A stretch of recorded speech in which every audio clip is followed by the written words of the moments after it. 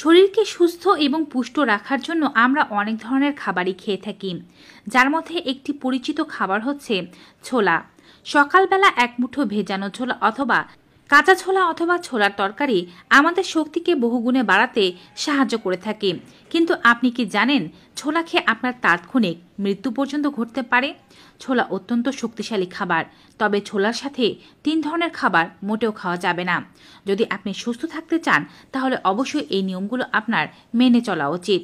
যদি আপনি জীবনে একবারও ছোলা খেয়ে থাকেন তাহলে আজকের ভিডিওটি অবশ্যই দেখবেন। সুস্থ থাকার জন্য প্রত্যেকেরই সতর্ক থাকা উচিত। সকালবেলা কাঁচা ছোলা খেতে পারলে যেমন দেহের উপকার হয়, তেমনই ভুল পদ্ধতিতে ছোলা খেলে অনেক ক্ষতিও হয়।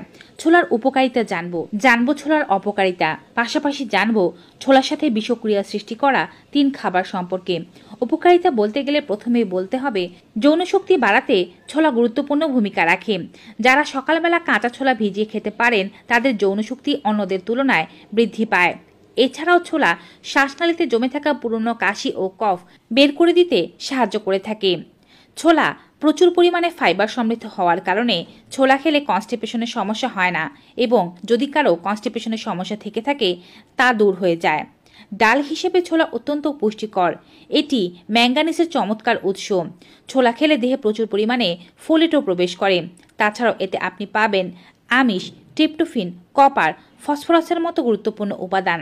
ছোলায় আয়রনও রয়েছে ভরপুর মাত্রায়, যা রক্ত স্বল্পতার সমস্যাকে দূরে রাখে আপনার থেকে। এটি আপনার হৃদরোগের ঝুঁকি কমাতেও সাহায্য করে থাকে। গবেষকরা বলছে যে খাবারে ছোলা থাকে তার টোটাল কোলেস্টেরল থেকে খারাপ কোলেস্টেরলের পরিমাণ কমে যায়। ছোলাতে দ্রবণীয় এবং অদ্রবণীয় উভয় ধরনের খাদ্য আঁশ রয়েছে, যা হৃদরোগের ঝুঁকিকে একেবারেই কমিয়ে নিয়ে আসে। উচ্চ রক্তচাপ নিয়ন্ত্রণেও ছোলা কাজ করে থাকে। বিভিন্ন গবেষণা বলছে অল্প বয়সী নারী ও পুরুষদের মধ্যে ফলিক অ্যাসিড খাবার খাওয়ার সম্ভাবনা খুবই কম। তবে ছোলা খেলে ফলিক অ্যাসিড দেহের ভিতরে বেশি মাত্রায় প্রবেশ করে, যা আপনার হাইপারটেনশনের সমস্যাকে দূরে রাখতে সাহায্য করে থাকে। যারা কম ফলিক অ্যাসিডযুক্ত খাবার খান তারা অবশ্যই খাদ্য তালিকায় ছোলা রাখবেন। এতে করে ভরপুর মাত্রায় ফলিক অ্যাসিড দেহের ভিতরে প্রবেশ করবে। বয়স যাই হোক না কেন, ছোলা খেলে আপনার হাইপারটেনশন কম থাকবে। ছোলা খেলে দেহে রক্ত চলাচলের মাত্রা বেড়ে যায়। ছোলায় উপস্থিত আইসোফ্লাভোনয়েড ইসকেমিক স্ট্রোকে আক্রান্ত ব্যক্তিদের আর্টারির কর্মক্ষমতাকে বাড়িয়ে দেয়। এটি দেহের ভেতরের ক্যান্সারকে প্রতিরোধ করতে সাহায্য করে থাকে। যে সমস্ত খাবারে ফলিক অ্যাসিডের পরিমাণ বেশি সে সমস্ত খাবার নারী ও পুরুষদের কোলন ক্যান্সার এবং রেকটাল ক্যান্সারের ঝুঁকি থেকে তাদেরকে বাঁচাতে সাহায্য করে থাকে। এছাড়াও রক্তের অ্যালার্জির প্রকোপকে কমাতে সাহায্য করে ছোলা। ডায়াবেটিসের ক্ষেত্রেও এটি উপকারী। 100 গ্রাম ছোলায় থাকে প্রায় 17 গ্রাম আমিষ। এতে শর্করা থাকে 64 গ্রাম এবং ফ্যাট থাকে 5 গ্রাম। ছোলার শর্করা বা কার্বোহাইড্রেটের গ্লাইসেমিক ইন্ডেক্সের পরিমাণ খুব কম থাকার কারণে এটি ডায়াবেটিস রোগীদের জন্য একটি আদর্শ ডাল। এটি খেলে দেহের অস্থির ভাব কমে যায়। এটি গ্লাইসেমিক ইন্ডেক্স কম হওয়ার ফলে শরীরের ভেতরে প্রবেশ করার পর অস্থির ভাবকে দূর করতে সাহায্য করে থাকে। যাদের দেহে, শরীরে, হাতে, পায়ে, মাথায় জ্বালা পোড়ার সমস্যা আছে তারা ছোলা খাবেন। ছোলাতে সালফার রয়েছে, আর সালফার হাত পা ত্বকের জ্বালা পোড়া কমাতে সাহায্য করে থাকে। দেহের বিভিন্ন অঙ্গের ব্যথা কমাতেও ছোলা অত্যন্ত উপকারী। ছোলাতে ভরপুর মাত্রায় ভিটামিন বি পাওয়া যায়। ভিটামিন বি মেরুদণ্ডের ব্যথা, হাত পা কোমরের ব্যথা, শরীরের জয়েন্টের ব্যথা দূর করতে সাহায্য করে থাকে। ছোলা খেলে মাছ মাংস খাওয়ার প্রয়োজন পড়ে না, কারণ এতে থেকেই আপনি ভরপুর মাত্রার প্রোটিন পেয়ে যাবেন। যদিও ছোলাকে চানা ডাল বা বিভিন্ন পদ্ধতিতে অনেকেই খেয়ে থাকেন, তবে ছোলা খাওয়ার আদর্শ সময় হচ্ছে সকালবেলা খালি পেটে, এবং আদর্শ নিয়ম হচ্ছে এটিকে ভিজিয়ে রেখে খেয়ে। ছোলাকে আদর্শভাবে ভেজানোর জন্য রাতের বেলা 1 মুঠো ছোলা ভালোভাবে ধুয়ে নিয়ে তারপরে বিশুদ্ধ 1 গ্লাস জলের মধ্যে সারা রাত এটিকে ভিজিয়ে রাখুন। সারা রাত ভিজে যাওয়ার পরে যখন সকালবেলা ছোলাগুলো ফুলে যাবে তখন এটিকে হালকা ধুয়ে খেয়ে নিন। অনেকের ক্ষেত্রে কাঁচা ছোলা খাওয়া বা হজম করা কষ্টসাধ্য হতে পারে। তারা চেষ্টা করবেন কাঁচা ছোলাকে এভাবে না খেয়ে প্রথমে হালকা সেদ্ধ করে খেতে। এই হচ্ছে ছোলার কিছু উপকারিতা। এখন জানবো ছোলা কিভাবে খেলে কিছু কিছু ক্ষতি হতে পারে, এবং তারপরে জানবো সেই 3টি খাবার সম্পর্কে। ছোলাকে ভিজিয়ে না খেয়ে অনেকে এটিকে হালকা তেলে বা ভেজে খেতে পছন্দ করে থাকেন। অনেকে আবার এটিকে বিভিন্ন ধরনের মশলা দিয়ে রান্না করে থাকেন। যারা মোটা হওয়ার ভয় পান তারা এভাবে ছোলা খাবেন না। এভাবে ছোলা খেলে ওজন অনেক বেশি বেড়ে যেতে পারে। কাঁচা ছোলা যেখানে আপনাকে রক্ষা করছে ওজন বেড়ে যাওয়ার হাত থেকে, সেখানে এভাবে রান্না করা মশলাদার ছোলা আপনার ওজনকে বহুগুণে বাড়িয়ে দিতে পারে। ছোলার সাথে কখনোই অতিরিক্ত লবণ মেখে খেতে যাবেন না, কিংবা ছোলা ভাজার সাথেও অতিরিক্ত লবণ খাবেন না। ছোলাকে এভাবে তেল মশলা দিয়ে লবণ দিয়ে রান্না করে খেলে উচ্চ রক্তচাপের সমস্যা অনেক বেশি বেড়ে যেতে পারে।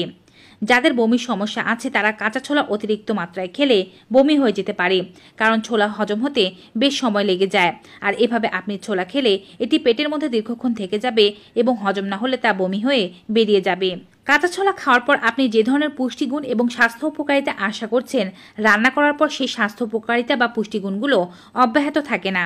যাদের হজমে গন্ডগোল রয়েছে কিংবা হজমের সমস্যা রয়েছে, খাবার খেলে দ্রুত হজম হতে চায় না, তারা ছোলা খাওয়ার পূর্বে চিকিৎসকের পরামর্শ নিন, অথবা অল্প করে খেয়ে দেখুন হজম হচ্ছে কিনা। যাদের ডায়ালাইসিস চলছে, যাদের কিডনিতে ক্রিয়েটিনিনের মাত্রা বেশি, যাদের ইউরিক অ্যাসিডের মাত্রা বেশি, তাদের ছোলা থেকে একটু দূরে থাকাই উচিত। কাঁচা ছোলাকে সুস্বাস্থ্যকর এবং আরও বেশি মজাদার বানানোর জন্য এর মধ্যে হালকা পরিমাণে পেঁয়াজ, শসা, সালাদ ইত্যাদি মিশ্রিত করেও খেতে পারেন। এতে করে উপকারিতা বাড়বে। ভিউয়ার্স, এবারে বলছি সেই খাবারগুলো সম্পর্কে যা ছোলার সাথে বিষক্রিয়া সৃষ্টি করে। অনেকেই ছোলা খান। সকালবেলা খালি পেটে ছোলা একটি আদর্শ খাবার। অনেকে আবার তার পরপরই করলার জুস খান। যেদিন তরকারিতে ছোলা রান্না করবেন সেদিন করলা তরকারি রান্না করবেন না। আবার যেদিন সকালবেলা ছোলা খাবেন সেদিন করলার জুস খাবেন না। কাঁচা ছোলার মধ্যে যে অক্সাইড পাওয়া যায় সেই অক্সাইড আপনি পাবেন করলাতে, কিন্তু ছোলাতে যে পরিমাণে অক্সাইড রয়েছে তার চেয়েও করলাতে অনেক বেশি পরিমাণে অক্সাইড পাওয়া যায়। এতে করে এই দুটো উপাদান একই সাথে পেটের ভেতরে প্রবেশ করলে বিষক্রিয়ার সৃষ্টি করে। এই বিষক্রিয়া খুব ধীরে ধীরে কাজ করলেও গভীর অসুখের সৃষ্টি করতে পারে। এর থেকে শরীরে পাথর তৈরি হয়ে যাওয়া, পেটে ক্যান্সার বা পেট ছিদ্র হয়ে যাওয়া ইত্যাদি সমস্যাও দেখা দিতে পারে। তাই এই বিষয়ে সতর্ক থাকুন। ছোলা এবং করলা দুটো একসাথে সেবন করবেন না। করলার পরবর্তী যে খাবারটির কথা বলছি তা আসলে আচার অথবা ভিনেগার। সকালে অনেকে ছোলার সাথে একটু আচারের তেল কিংবা আচার মিশিয়ে খেতে পছন্দ করেন। তবে সকালবেলা খালি পেটে ছোলা খাওয়ার পরে কখনোই আচার খেতে যাবেন না। আসলে আচারের মধ্যে যে ভিনেগার দেওয়া আছে তা ছোলার সাথে বিক্রিয়া করে এটি বিষক্রিয়া সৃষ্টি করতে পারে।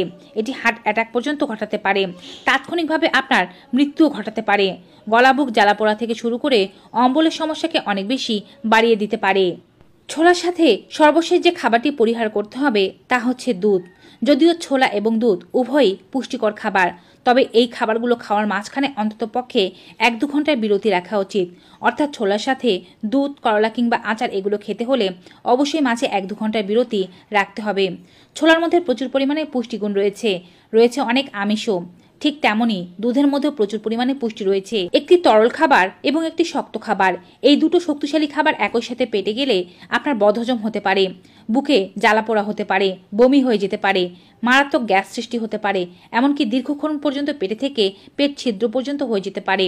তাই এই খাবারগুলোর ব্যাপারে সতর্ক থাকা উচিত।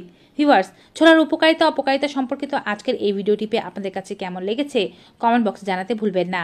ভিডিওটি ভালো উপকারী মনে হয়ে থাকলে অবশ্যই বেশি বেশি মাত্রায় like, comment, share and subscribe. দেখা হবে নতুন একটি ভিডিওতে নতুন কিছু উপকারী তথ্য নিয়ে। Till then, good bye and take care.